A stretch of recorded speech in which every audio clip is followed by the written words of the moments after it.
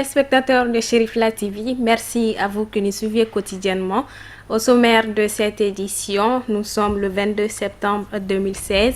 C'est aujourd'hui que notre pays célèbre le 56e anniversaire de son indépendance. Les festivités commémoratives ont été marquées ce matin par le dépôt de gerbes au monument de l'indépendance et le grand défilé à Kati, sous la présence effective des autorités maliennes.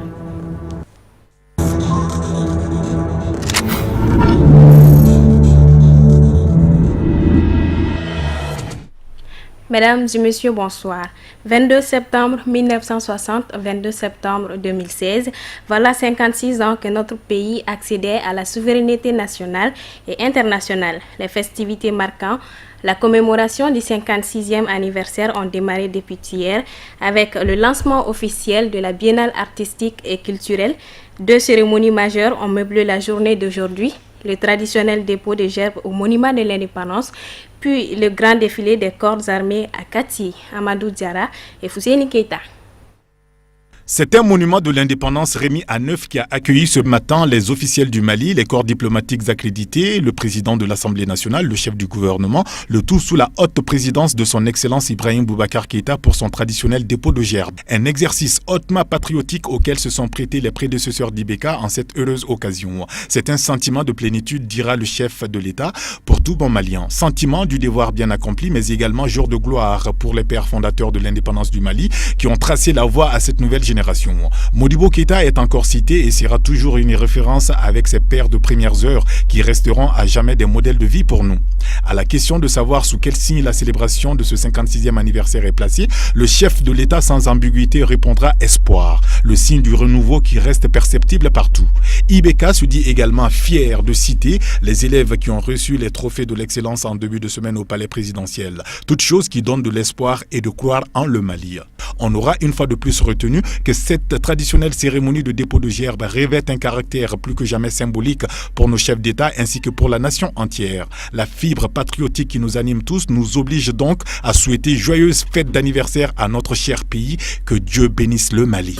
Et je ne sais pas si vous avez remarqué comme moi qu'à chaque édition, on note avec objectivité une nette amélioration dans la tenue des hommes, dans la bonne tenue du défilé militaire, y compris et surtout, j'ai remarqué aujourd'hui, je ne crois pas que ce soit un parti pris, mais j'ai eu l'impression que les femmes ont mieux défilé. Elles étaient impeccables lors du défilé. Cela est réjouissant. Mais d'une manière générale, c'est toute notre armée qui se qualifie, qui monte en puissance. Et cela est heureux et attendu par le peuple malien. La LOPM, c'est la loi d'organisation et de programmation militaire. Nous avons pensé qu'il nous fallait se corser pour nous obliger à un effort national par la loi, au plan financier, d'allouer chaque année, pendant 5 ans, une part du budget national à l'équipement, à la formation des forces armées du Mali, pour les qualifier, les mettre à hauteur de souhait de nos exigences et des défis auxquels nous sommes confrontés aujourd'hui. C'est cela la LOPM, la loi d'organisation et de programmation militaire, qui est rigoureuse en cela que son application est d'ardente obligation pour l'État, pour le gouvernement. Et sur 5 ans, un effort financier gigantesque va être fait dans tous les domaines. Et concernant toutes les armes, la formation des hommes, leur équipement, les conditions de vie des hommes, car je tiens beaucoup à cela, les conditions de vie de ceux-là qui servent la nation au plus haut degré. Jusqu'au sacrifice suprême. Quand on le dit, souvent chacun nous le dit, mais eux, c'est la réalité. Chaque jour, ils sortent sur les mines, traîtresses, mises sur leur chemin. Des bombes mal utilisées également contre des convois tranquilles, pacifiques de ravitaillement. Tout cela, l'armée en accepte le sacrifice au nom de la patrie, pour la sauvegarde de la patrie malienne. Pourquoi je dis toujours que notre cohésion est plus que jamais demandée et souhaitée. Ibk ne compte pas, le Mali compte. Aucun de nous ne vaut le Mali. Je le dis et je le répète. Il faut que nos égotismes cessent, que nous pensions à cette patrie-là, qui en a bien besoin. Et dans le monde d'aujourd'hui, regardons autour de nous. Partout, on appelle à l'unité, à la cohésion, face aux périls qui menacent le monde entier aujourd'hui. Chacune de nos nations aujourd'hui fait face à un péril inédit, le terrorisme sous sa nouvelle formule qui est qu'elle agresse en tout lieu, dans les mosquées, dans les églises, dans les temples, sur les marchés. Il n'est aucun espace aujourd'hui sur la terre des hommes qui soit sanctifié, qui soit hors d'atteinte de ces gens-là. Je dis ces gens-là car j'ai du mal à dire ces hommes-là. Et aujourd'hui, notre armée nationale paye le prix le plus cher face à ces hordes barbares, nuitamment, qui se glissent dans nos bourgs, dans nos villages, dans nos factions, pour assassiner, pour égorger. Cela est constamment et quotidiennement l'objet de l'attention de nos forces armées, de leur vigilance et de leur combat au quotidien. Donc ces hommes et ces femmes ont droit à tous les égards. Et nous ne ménagerons aucun effort, aucun sacrifice nécessaire de trop pour les mettre à l'aise, en condition de capacité de faire face à ces défis nouveaux. Traîtres, sournois, brutaux au quotidien. Cela, je dis aujourd'hui, d'avoir vu ces défis que j'ai vus avec vous, je me convainc donc que notre armée est sur la voie du salut, la voie du redressement. Et avec les nouveaux recrutements que nous avons opérés également, nous serons non seulement du point de vue effectif, mais de plus en plus et de mieux en mieux, au fur et à mesure que la LOPM va se déployer en capacité opérationnelle, en puissance de feu et d'action et d'opération. Et également, je le souhaite de tout mon cœur, en capacité de projection, y compris de projection aérienne, par les acquisitions que nous sommes en train de faire. Inch'Allah. L'édition spéciale de la Biennale artistique et culturelle a été lancée ce mercredi 21 septembre au Palais de la Culture Amadou Hampâté-Bâ, présidé par le chef de l'État, son Excellence Ibrahim Boubacar Keïta. La soirée a été magnifiée par des prestations d'artistes et le ballet de bienvenue de la Fédération des artistes maliens. Lors de cette rencontre culturelle, les 10 régions du Mali ainsi que le district de Bamako seront représentés par des troupes théâtrales. Suivant le reportage de nos équipes. C'est parti pour l'édition spéciale de la Biennale artistique et culturelle qui se tiendra dans une ferveur exceptionnelle dans la capitale malienne. Le Palais de la Culture Amadou Hampâté-Bâ aux couleurs de sons et musiques traditionnelles. Le lancement de cette biennale spéciale a été l'aubaine pour la jeunesse malienne de dire tout haut tout ce que bon nombre de Maliens disent tout bas, les mots de notre société. Cette courte introduction, Monsieur le Président, m'autorise en cet événement à vous dire, vous qui allez mettre sur la rampe de lancement la biennale artistique et culturelle, que toute la jeunesse du Mali est prête à fournir l'énergie nécessaire pour un vol réussi. La jeunesse est créative, inventive, pragmatique, prospective, se lançant des défis, les relevant et surtout apte à produire des choses nouvelles, valorisantes, entraînantes et souvent géniales. Ce que la Biennale va permettre de révéler, un panorama unique et plurirégional, et riche et multiple de talents, et permettre de renforcer une cohésion sociale, nationale et citoyenne. Car notre diversité est notre richesse et notre concorde, notre assurance d'un avenir harmonieux. Il résulte du tirage de l'ordre de passage des troupes régionales que la région de Koulikoro jouera en première position, suivie de Bamako en deuxième position. Les régions de Kidal et Tombouctou joueront respectivement en troisième et quatrième position avant de céder la scène aux troupes de Sikasso, Menaka, Taoudeni, Mopti, Ségou, Kai et enfin Gao. Pendant cette biennale artistique et culturelle, les jeunes avec l'avantage de l'âge célébreront la culture malienne. La biennale est de retour. En le disant, permettez, Monsieur le Président, que je salue le peuple malien pour sa considération, sa très haute considération de sa culture.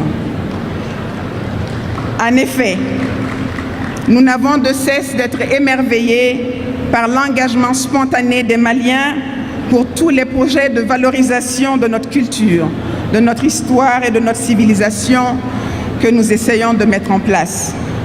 L'engouement suscité par le retour de la Biennale auprès des Maliens est un indicateur, s'il fut sans chercher, de l'importance de la culture pour chacun d'entre nous et surtout pour le premier d'entre nous. L'occasion est belle pour citer la mobilisation exemplaire à l'échelle mondiale lors de la reconstruction des mausolées de Tombouctou et sites détruits à Tombouctou et Gao.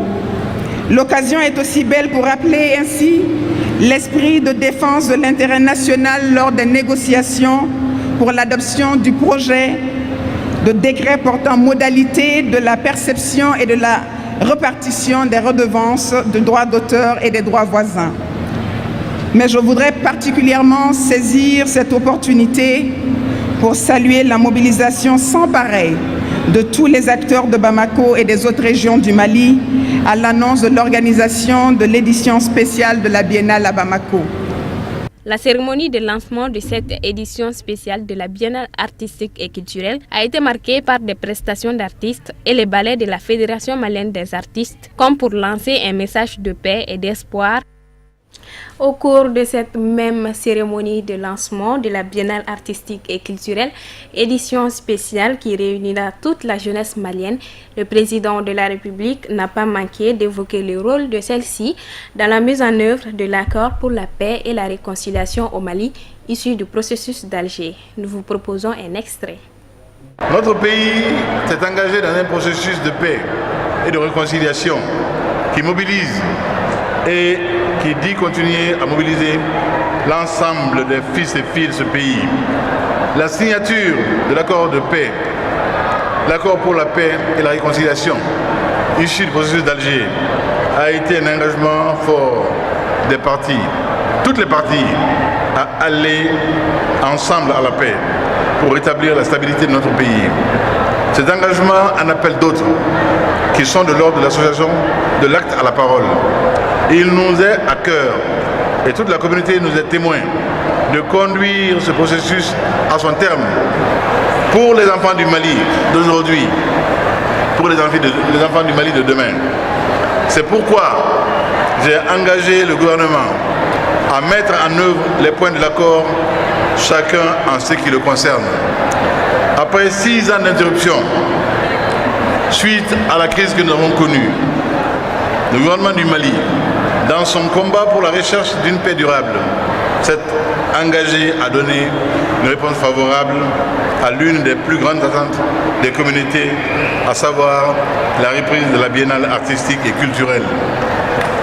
Le lancement de la Biennale, ce 21 septembre, est pour certains la simple reprise d'une activité culturelle qui s'est interrompue du fait de la crise.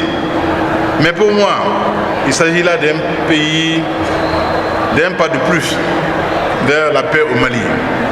En effet, l'annexe 3 de l'accord pour la paix et la réconciliation nous engage à une reprise de ces activités au nom de la réconciliation, mais aussi et surtout à une consolidation de la cohésion nationale. Car ce facteur de cohésion sociale, c'est ciment d'unité nationale que ces biennales, qui font se rencontrer les fils et les filles du Mali, de toutes les régions, de toutes les ethnies. Cela est le Mali de toujours, cela est le Mali éternel.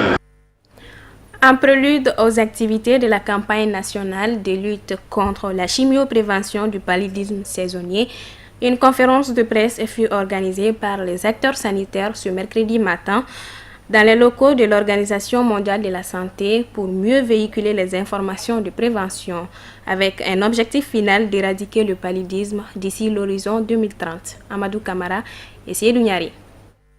Cette conférence de presse a pour but d'informer et de sensibiliser l'opinion nationale et internationale de la campagne nationale de lutte contre la chimioprévention du paludisme touchant les enfants de 3 à 59 mois. Le Mali a obtenu des subventions d'unité et d'une durée de 3 ans pour assurer la mise en place de la chimioprévention du paludisme saisonnier chez les enfants concernés dans 20 districts sanitaires. Cette subvention est exécutée par Catholic Relief Service et mise en œuvre par le Programme national de lutte contre le palu pour assurer l'administration des traitements dans les zones ciblées selon les conférenciers. Et donc, comme vous l'avez certainement compris, au niveau de la chimioprévention du paludisme saisonnier, le projet Access SMC est un des acteurs majeurs. Parce que nous couvrons à peu près 20 districts et nous sommes en train de distribuer, n'est-ce pas, les comprimés de SPAQ à environ 1 500 000 Maliens, enfants maliens, de 3 à 59 mois, ce qui est extrêmement important. Et donc notre rôle, c'est